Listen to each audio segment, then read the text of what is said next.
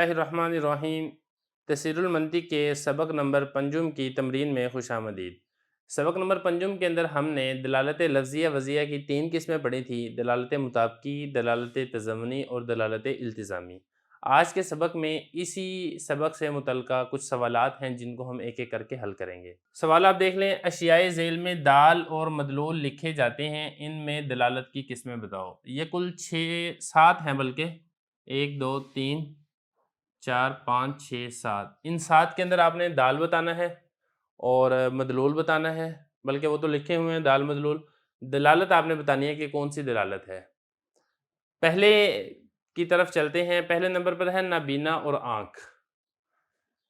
اس کے اندر دلالت التزامی ہے۔ نابینا یہ دال ہے، آنکھ یہ مدلول ہے۔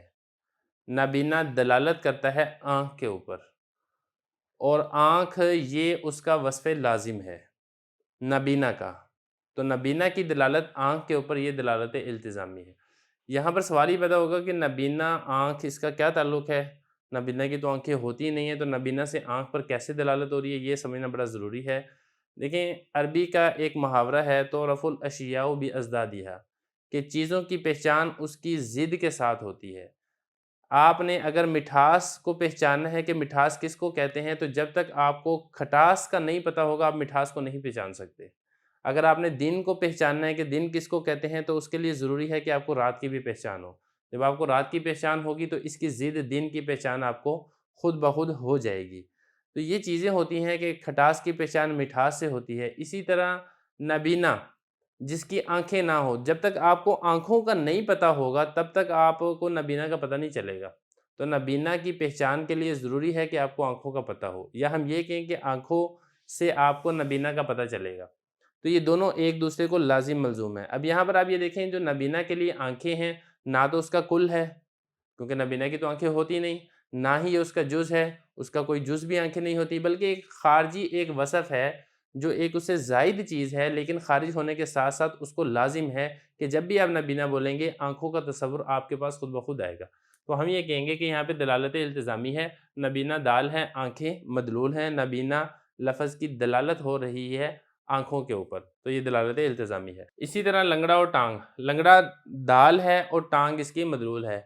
اب یہاں پر دیکھیں، یہ نہ تو دلالت مطابقی ہے نہ ہی دلالت تضمنی ہے، کیونکہ لنگڑے کے لیے ٹانگ نہ تو اس کا کل ہے نہ ہی اس کا جز ہے۔ جب کل نہیں ہے تو دلالت مطابقی بھی نہیں ہے، اور جب جز نہیں ہے تو دلالت تضمنی بھی نہیں ہے۔ لیکن چونکہ جب آپ لنگڑا بولتے ہیں تو ٹانگ کی خود بخود سمجھ آ جاتی ہے، تو یہ ایک اس کا خارجی وصف ہے جو خارج وصف ہونے کے ساتھ ساتھ اس کو لازم ہے۔ تو یہ جو مدلول ہے ٹانگ، یہ وصف خارج ہے اور خارج ہونے کے ساتھ ساتھ لنگڑے کو لازم ہے، تو اس کو ہم کہیں گے کہ یہ دلالت التزامی ہے۔ اسی طرح درخت اور شاخیں، اس میں آپ دیکھیں یہ کون سی دلالت ہے؟ درخت چند چیزوں کا مجموعہ ہوتا ہے، اس میں پہلے نمبر پر جڑیں ہوتی ہیں، دوسرے نمبر پر اس کا تنا ہوتا ہے، تیسرے نمبر پر اس کی شاخیں ہوتی ہیں۔ تو اس پورے مجموعے کو درخت کہا جاتا ہے۔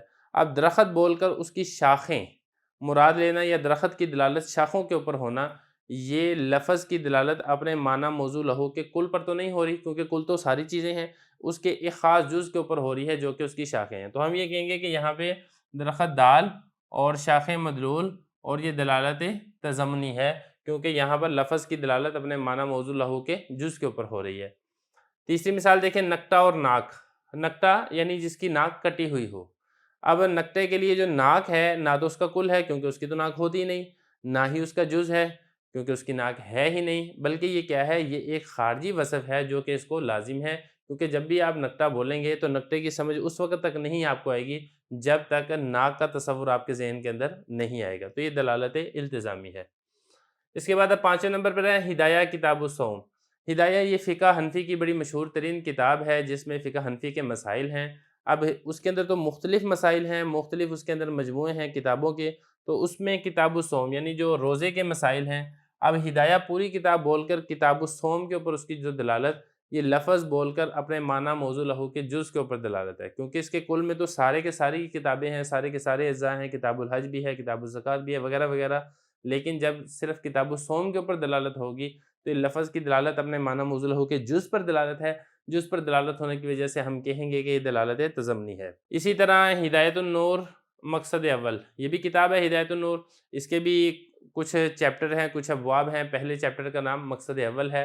تو یہاں پر بھی لفظ کی دلالت پوری کتاب کے اوپر تو نہیں ہو رہی، بلکہ اس کتاب کے ایک جز مقصد اول کے اوپر ہو رہی ہے، لہذا یہ دلالت تضمنی ہے.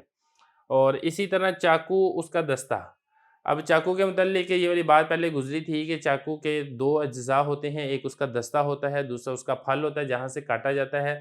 اب چاقو کی دلالت اگر پورے کے پورے اس کے اوپر ہوگی تو یہ دلالت مطابقی ہوگی، لیکن چاقو کی دلالت صرف اور صرف دستے پر ہو یا پھر صرف اور صرف پھل پر ہو تو یہ دلالت تضمنی ہے، دلالت مطابقی بھی نہیں ہے اور دلالت التزامی بھی ہے.